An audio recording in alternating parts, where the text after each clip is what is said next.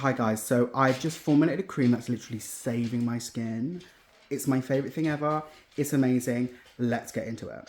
Okay, so let's talk about the cream I've formulated. And it really is saving my skin. So I have a type of complex skin known as combination skin type. So I have dryness on my cheeks, some dryness on my forehead, but on the rest of my T-zone, apart from the tip of the T-zone, is all oily. So it's difficult for me to formulate, or at least to purchase a product that's great for combination skin. It's easier for me to formulate something specifically for myself.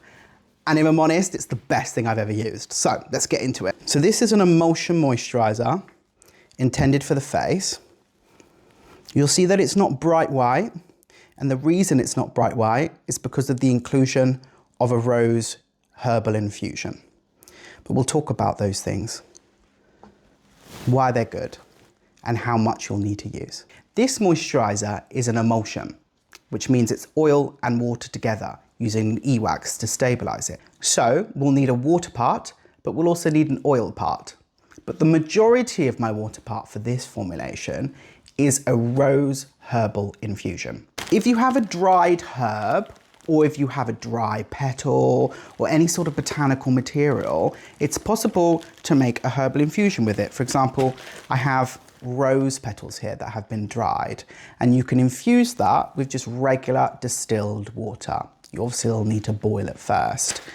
I have this really cool infusion teapot, and I use this to make all of my herbal infusions. It contains the glass pot, which is heat resistant, but it also has a lid with an infusion chamber, as you can see here. So your botanical matter can go in here. This then slides back into the lid and is lowered into boiling water. You can also pour boiling water through on top of your botanical material. In this case, our lovely rose petals. So let's go back to the original video that I posted last week and see how I've made the herbal infusion there.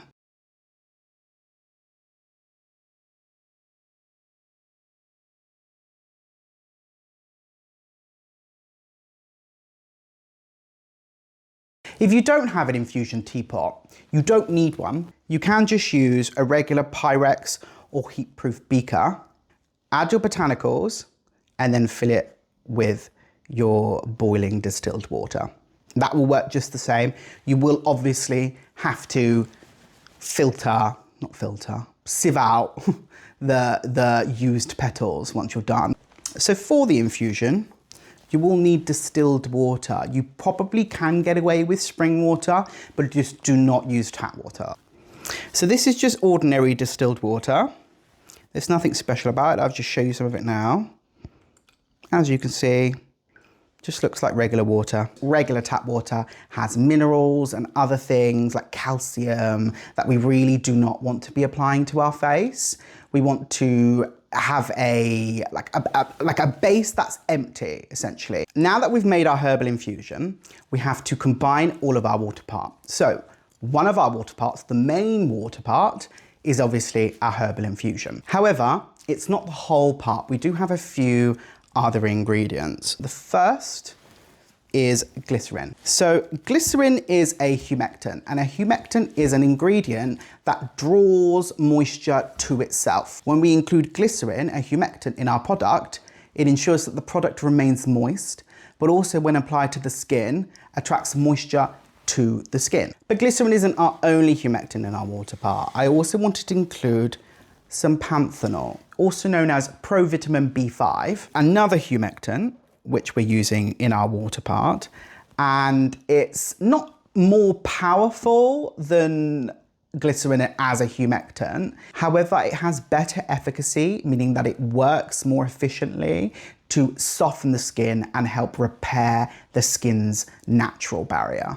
So I've included both these humectants together. I think they're a great combination. I like to use them quite often together. But if you wanted, you could just use one or the other.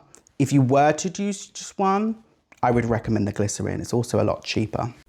You will need 70 grams of your rose infusion, 1 gram of your panthenol,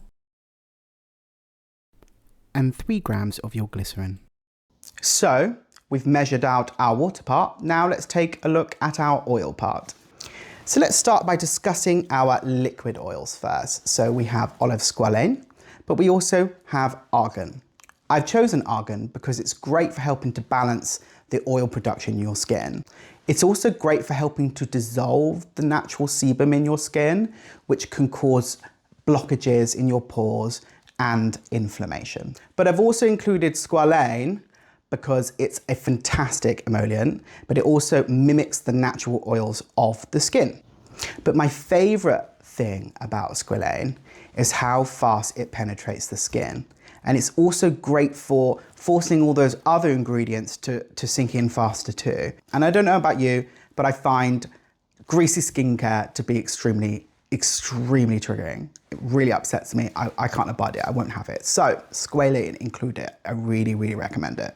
I also have some solid oils, but let's start off with our best solid emollient, and that is mango butter. I've chosen mango butter over perhaps a more common cosmetic butter, such as cocoa butter or shea butter, simply because I find it a much better dry cosmetic butter. I find it sinks in much faster than other cosmetic butters, but it just doesn't feel as greasy on the skin. Cosmetic butters, they're kind of like waxes, but they're a lot softer. So as you can see, I can easily crumble it between my fingers. But of course, a solid ingredient such as mango butter will also add some texture to our emulsion too. It will help make it a little creamier. It will help thicken it a little as well. So these, our butter and our 2 carrier oils, are what we call foundational ingredients. They essentially make up the bulk of our product. However, there are some other ingredients, like obviously we've discussed the panthenol and we've discussed the glycerin. They have more functional benefit. And for our oil soluble functional ingredients, we have BTMS25, which is our e-wax, and Cetyl Alcohol, which is our stabilizer. So as you can see, the BTMS25 is mostly pellets, and we have the same thing with our Cetyl Alcohol. Now, what's the point of e-wax and Cetyl Alcohol, a stabilizer? So our e-wax essentially exists only to ensure that our water and our oil parts can come together. If you've ever tried to mix water with oil before, you know that they just won't mix on their own. You can stir them all you want, but nothing's gonna happen. The inclusion of an e-wax, it's a little bit like, imagine you have a party and you have 2 separate people that don't like each other, but then the music starts and the party starts to become fun and people forget that they don't like each other. The oil and water are our 2 separate groups of people, and our e-wax is our music. So without e-wax, we have no cream. However,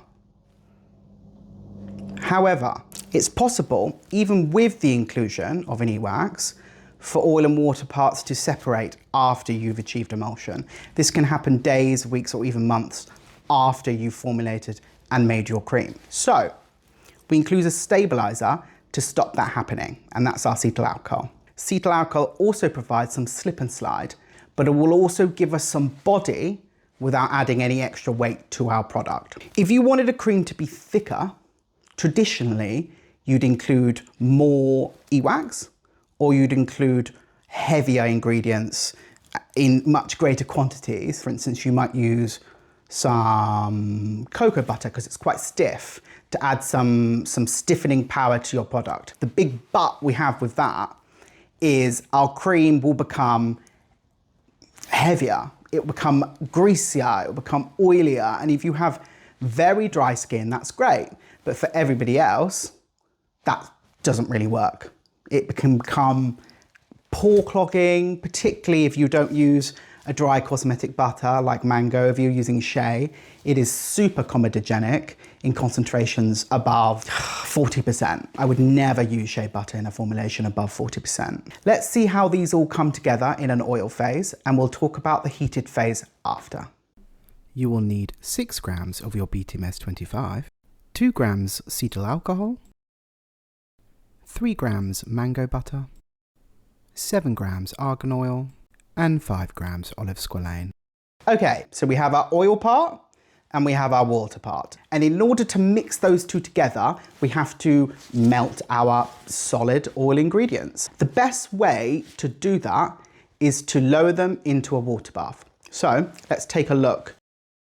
You'll notice that I have included the water part, or water phase, alongside the oil phase. And the reason I've done that is because when you mix them together, you want them to be roughly the same temperature. Because if your water part is cooler or significantly cooler than your oil part, when you mix them together, your water part will cool down your oil ingredients and you can get some solidifying of some of those solid lipids, such as your mango butter, your e-wax and your cetyl alcohol. Heat them together so that the temperatures are balanced. So once your solid ingredients have fully melted and both your water and your oil parts are balanced at roughly 75 degrees centigrade or 167 Fahrenheit, you can go ahead and remove them from the water bath. Don't leave them for too long. You want to pour your water part into your oil part as soon as possible. I'm telling you this now because I've made this mistake before, and it's essentially ruined my emulsion. It just will not come together. If you let them cool, you won't get an even emulsion, or you might not even get a stable emulsion at all. So let's take a look at what that might look like. Once both parts are mixed, you'll need to blend the mixture with a high shear electric whisk. As it cools, it will thicken. Once thickened, switch to a spatula. So now our water and our oil parts are together, and we've achieved emulsion. Amazing, how exciting. However, we're not finished because we've got more ingredients to add. This is known as our cool down phase. But before I show you those ingredients, let's talk about why we call it our cool down phase. Some ingredients, such as essential oils, preservatives, botanical extracts, and many other kinds of active and functional ingredients, are heat sensitive, meaning that if you raise them above a certain temperature, they degrade. So let's take a look at what we're using today. The first of our cool down ingredients is vitamin E. Now I love vitamin E because it's packed full of antioxidants, and it's actually the main purpose of its inclusion in this formulation. We want antioxidants, or an ingredient very high in antioxidants, such as vitamin E, because our oil-based ingredients can over time become rancid. They oxidize. So an antioxidant slows this process down. It's important to keep in mind that this is not a preservative. It's not the same thing. It does not slow down microbial growth. So it's a very thick, very viscous amber carrier oil, but it's also very, very, very sticky. Our next set of cool down ingredients are our essential oils. These are powerful aromatic compounds that also provide therapeutic benefit too. We include them for many different therapeutic benefits, such as deep moisturization in the skin, or in this case, balancing oil and sebum production. Both rose geranium and bergamot essential oils are fantastic for making dry patches moist and oily patches feel drier. They also smell fantastic together, I won't lie. However, they are very, very strong. So if you are sensitive to any sort of smell or aroma, be careful how much you use. Working with essential oils can also be quite dangerous because they are, at the end of the day, sensitizing chemicals. If you expose your skin to concentrations higher than recommended dermal limits, it's possible for you to sensitize yourself. Last but not least, we'll include a broad spectrum preservative. I'm using Preservative Eco. Preservative Eco is a natural preservative system with broad spectrum efficacy, but also a pretty good pH tolerance range. And that's essential because without having a broad pH tolerance range, there's a good chance that it becomes inert after adding it to your cream. Because all our other ingredients come together to form a product pH, there's a chance that that product pH sits outside the pH tolerance range for your preservative. However, you shouldn't have to worry about that with this recipe. I've already tested it. To find Preservative Eco, you may have to search by its INSI or its other names. For instance, it has a brand name of Geogard ECT. But if you look on any bottle, you'll see the INSI, the INCI number, which is for Preservative Eco, benzyl alcohol, salicylic acid, glycerin, and sorbic acid. At 40 degrees centigrade, we can begin adding our cool down ingredients. You will need 1 gram of vitamin E, 1 gram preservative, and 0.5 grams of both your essential oils. Be sure to stir the emulsion after each cool down ingredient to avoid destabilization of the emulsion. You will also need to make use of precision measurements. Then transfer to store in a container made of PET plastic, glass, or aluminum.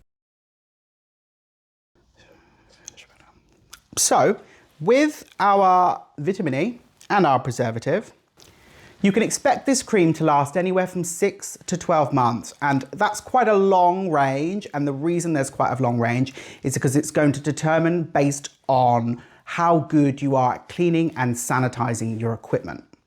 If you're spraying things down with isopropyl alcohol quite often, you won't need to worry so much. However, there are still lots of variables and lots of things that can go wrong. So just make sure that you're keeping an eye on your cream, that it doesn't change in color or consistency, and it doesn't change in smell. So if you see anything like that, discontinue using it immediately. That's basically it. I really, really like this cream, mostly because it's been formulated just for me. It's bespoke for my skin, and I know when I apply it, I'm always applying ingredients to my skin that, one, I like the sound of, and two, fit into my formulation ethos.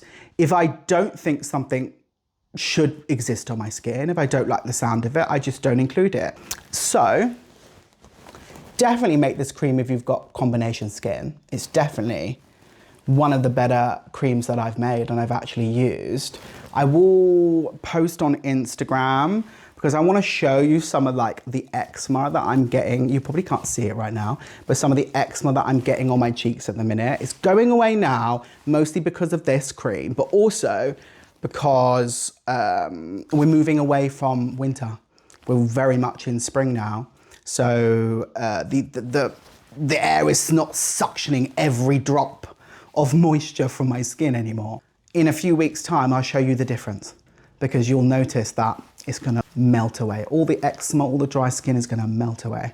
I promise, or at least that's the plan. Check out my blog, Savvy Homemade. I'm also on Instagram. I'm on TikTok. I'm not sure what app you're probably watching this right now. You could be on my website, my blog. But yeah, definitely follow me on all of those. I'm also on Facebook. I'm basically everywhere. I'm also on X. So yeah, so I'm so excited to share everything we know and everything we've learned. And hopefully you can learn a lot as well as we go. So I'll see you in the next video, wherever you're following me, or if you're seeing this on the blog, I'm sure there'll be a new post soon and I can't wait to see you. And gosh, how do you end these videos, man?